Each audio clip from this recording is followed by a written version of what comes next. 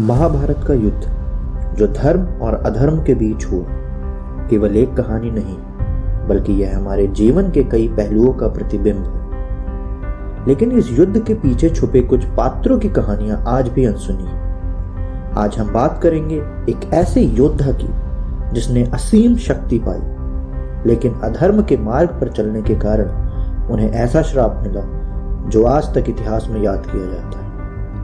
आज हम कहानी सुनेंगे द्रोणाचार्य के पुत्र अश्वत्थामा की।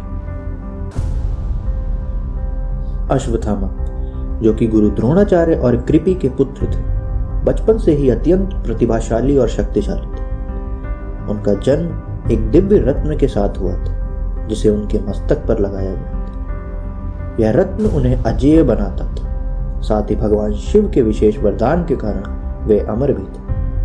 कहा जाता है कि अश्वत्थामा ने अपने पिता से हर प्रकार के शस्त्र विद्या का ज्ञान प्राप्त किया। वे नारायण अस्त्र जैसे विनाशकारी हथियार के ज्ञाता थे और देवताओं से भी युद्ध कर सकते थे। लेकिन उनकी कहानी में जो सबसे बड़ी भूमिका निभाई वह थी उनके क्रोध और प्रतिशोध की भावना।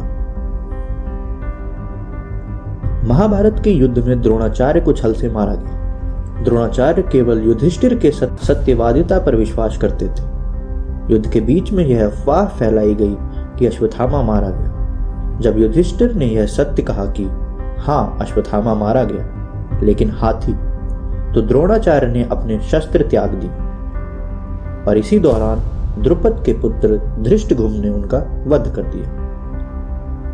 अश्वत्थामा के लिए यह उनकी जिंदगी का सबसे बड़ा आघात था। उन्होंने अपने पिता की मृत्यु का बदला लेने की ठान ली। उनके अंदर प्रतिशोध की ज्वाला जलने लगी और उनका क्रोध हर सीमा को पार कर गया। अपनी प्रतिशोध की भावना में अंधे होकर अश्वत्थामा ने पांडवों के शिविर पर हमला करने का निर्णय लिया। रात के समय जब सभी सो रहे थे, अश्वत्थामा ने शिविर में प्रवेश किया, लेकिन यहाँ उन्होंने एक बड़ी भूल कर दी। उन्होंने पांडवों के बजाय द्रौपदी के 5 पुत्रों का वध कर दिया, जिन्हें उप पांडव कहा जाता था। यह जानते ही द्रौपदी और पांडवों का हृदय शोक से भर गया। यह घटना केवल यहाँ खत्म नहीं हुई। जब अश्वत्थामा को पांडवों ने पकड़ लिया तो द्रौपदी ने अपनी करुणा दिखाते हुए उनका जीवन बख्श दिया, लेकिन अश्वत्थामा का क्रोध शांत नहीं हुआ। उन्होंने पांडव वंश को समाप्त करने के लिए ब्रह्मास्त्र का आवाहन किया। अर्जुन ने भी ब्रह्मास्त्र का आवाहन किया। यह ऐसा क्षण था जब सृष्टि के विनाश का खतरा मंडराने लगा। तब ऋषि व्यास ने हस्तक्षेप किया और दोनों योद्धाओं को अपने ब्रह्मास्त्र वापस लेने का आदेश दिया। अर्जुन ने तो इसे वापस ले लिया, लेकिन अश्वत्थामा ने इसे उत्तरा के गर्भ में पल रहे पांडव वंश के अंतिम उत्तराधिकारी पर लक्षित कर दिया। जब अश्वत्थामा ने गर्भ पर ब्रह्मास्त्र चलाया तो श्री कृष्ण ने अपनी दिव्य शक्ति से उत्तरा के गर्भ में पल रहे बच्चे परीक्षित को बचा लिया। लेकिन अश्वत्थामा के इस कृत्य से क्रोधित होकर श्री कृष्ण ने उन्हें श्राप दिया।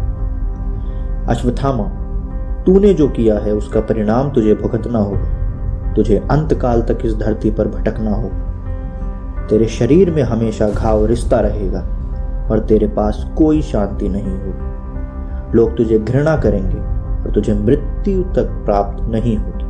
तू अमर रहेगा, लेकिन यह अमरत्व एक अभिशाप होगा। श्राप के बाद अश्वत्थामा आज भी पृथ्वी पर भटक रहे हैं। ऐसा कहा जाता है कि वे हिमालय के घने जंगलों में रहते हैं, जहां उनके घावों से बदबू आती। उनके शरीर से निकले हुए घाव कभी नहीं भरते। ऐसी मान्यता है कि जो कोई भी आज अश्वत्थामा को देख लेता है वह उनके दर्द को सहन नहीं कर सकता। वह आज भी अपने पापों का प्रायश्चित कर रहे हैं, लेकिन श्री कृष्ण के श्राप ने उन्हें कभी शांति नहीं दी। अश्वत्थामा की यह कथा हमें यह सिखाती है कि क्रोध और प्रतिशोध से कुछ भी प्राप्त नहीं होता। अधर्म का मार्ग केवल विनाश की ओर ले जाता है। हमें अपने कर्मों को धर्म और न्याय के मार्ग पर चलकर ही करना चाहिए। तो क्या आप भी मानते हैं कि अश्वत्थामा आज भी जीवित है? If you know anything about this event, please drop a comment in our comment box, and please subscribe our channel to know more stories like this. Thank you.